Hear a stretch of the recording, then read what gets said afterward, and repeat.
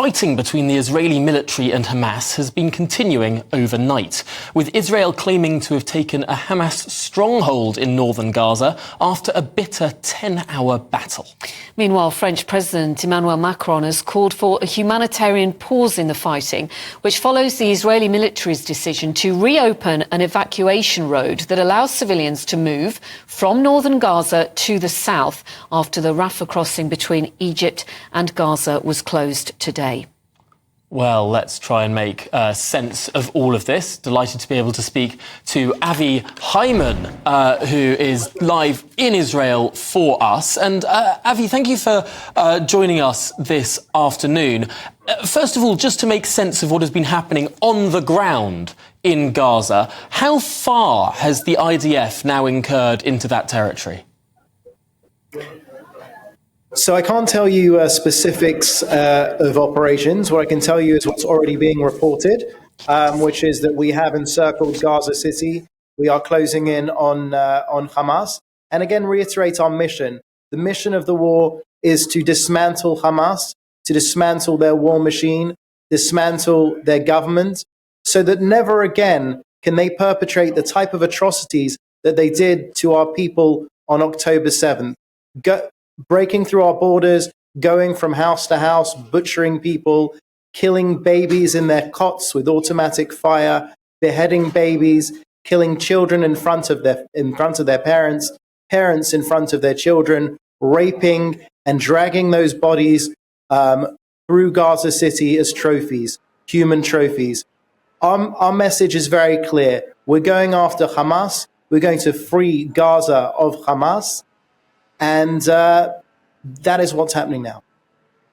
You are a spokesperson for the Israeli government. I just wondered whether you can shed any light on the suggestion of a possible ceasefire for perhaps 1 or 2 days that might allow the release of hostages. Is that true, what has been suggested?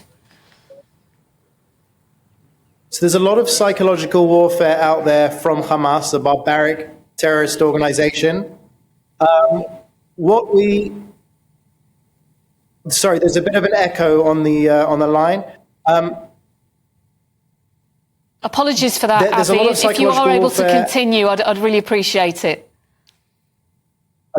That's much better, thank you. There's a lot of psychological warfare out there. What we're saying is there won't be a ceasefire until we can ensure the end of Hamas, until we can ensure that our hostages, those 240 hostages, including men, women, children, toddlers, and even babies, a baby as young as 9 months old, are brought home, are free.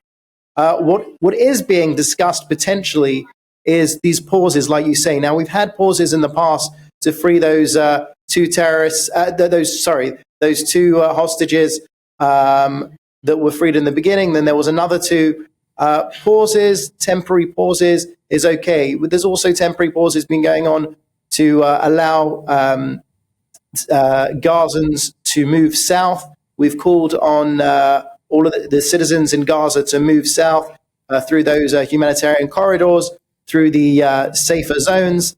And that has happened. We've seen that. There's some dramatic pictures that we've seen of Israeli soldiers protecting Gazan civilians that want to move out of the crossfire.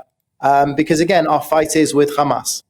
What do you say to those who protest in the United Kingdom, in some other countries as well? Most recently, in the last hour or so, protesters scaling the Scottish Parliament, unveiling a banner saying, "Stop arming Israel." Do you have a message to those protesters in Scotland, no doubt in London this weekend, and right across the United Kingdom? Yeah, it's very worrying to see a lot of these protests. This conflict is black and white, as the ISIS flags that we found among some of those terrorists that came to butcher our people on October 7th.